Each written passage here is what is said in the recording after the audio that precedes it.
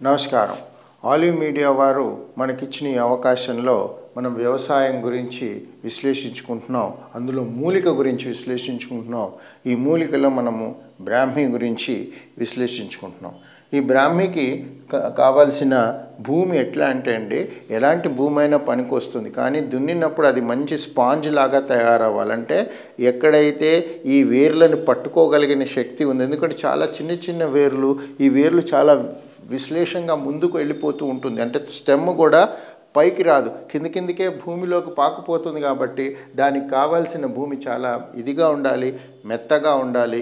ఆ మెత్తదనంలో అది అంతటా అది వ్యాపించుకుని, అంటే రాళ్ళు చిన్నవి కూడా చాలా మెత్తగా, అంటే నల్ల మట్టిలో బంకతనం ఉన్నా కూడా ఆ బంకతనానికి విడిపోయే తనం, అంటే వెంటనే నీరు ఎప్పుడైతే భూమిలోకి వెళ్తుందో ఆ వెళ్ళిపోయే నీరు ఇంకిపోయే శక్తి ఉండాలి. అంటే ఒక స్పాంజ్లో నీళ్లు మనం ఎలాగైతే పోస్తామో ఆ నీళ్ళంతా కూడా అందులో ఉన్నా కూడా అవి దానికి ఎంత కావాలో అంత తీసుకుని అది ఎండిపోనివ్వకుండా ఇది మెత్తదనంగా ఉంటే మాత్రము చాలా ఉపయోగపడుతుంది. అలాంటి భూమి మనం ఎన్నుకుని, ఇది ఇంకో మనం నిన్న విశ్లేషించుకున్న దానిలో మొత్తం భారతదేశంలో ఎక్కడైనా పండగల కెపాసిటీ ఈ బ్రాహ్మీకి ఉంది.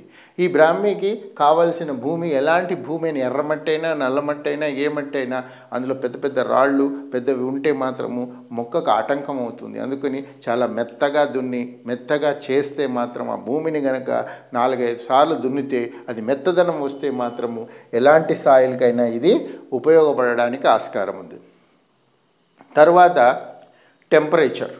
బేసిక్గా మనకి ఉష్ణోగ్రత చాలా మటుకు ఇంపార్టెంట్ ఇలాంటి మొక్కలకి. ఎందుకంటే దీనిలో ఔషధ గుణాలు ఉండడం వల్ల దీన్ని జాగ్రత్తగా వ్యవహరించి, ఈ మొక్కను జాగ్రత్తగా వ్యవహరించాలంటే 35 డిగ్రీస్ నుంచి 40 డిగ్రీల వరకు అది తట్టుకునే కెపాసిటీ ఉంది. అంటే ఇక్కడ మనం చెప్పుకోవాల్సింది ఏంటంటే అది ఏ ఋతువునైనా అది తట్టుకోగలిగే స్థితి ఉంది. దాని విధంగా అది వెళ్ళడానికి ఆస్కారం. అయితే ఇందులో మనకి 3 రకాలుగా మనము దీన్ని పరిశీలించుకుంటాం. మొదటిది ఏంటంటే 35% షేడ్ ఉన్న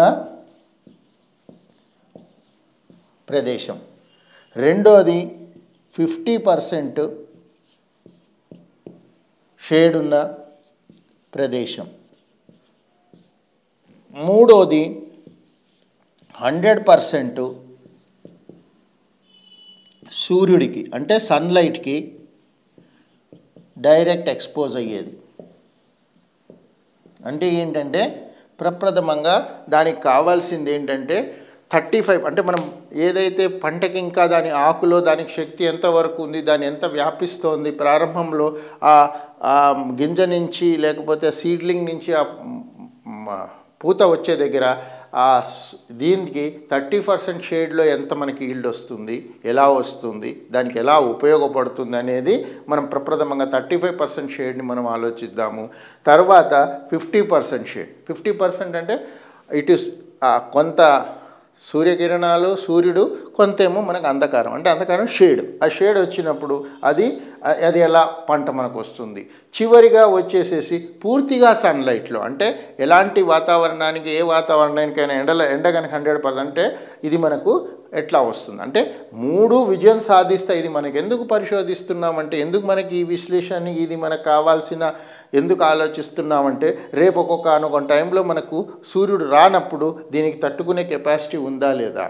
రెండోది ఆ 50% సూర్యుడు వచ్చి 50% సూర్యుడు రాలేనప్పుడు దీనికి ఆ ఫోటోసింథసిస్, దానికి శక్తి తానుగా సంహరించుకొని దాని శక్తిని పెంపొందించడానికి చేయడానికి ఈ విధంగా మనం ప్లాన్ చేద్దాం. అంటే ఇక్కడ మనకి భూమి సరిగ్గా ఉండాలి, భూమి తర్వాత ఆ టెంపరేచర్. ఇప్పుడు మనం రేపు భూమిలో దీనికి pH వాల్యూ ఎంత కావాలి, దీనికి కావాల్సిన ప్రోటీన్స్ ఏంటి, దానికి కావాల్సిన వనరులు ఏంటి, దానికి కావాల్సిన రసాయనాలు ఏంటి, ఇవన్నీ కూడా మనం ముందు చూసుకుందాము. ఈ విధంగా ముందుకెళ్దాం.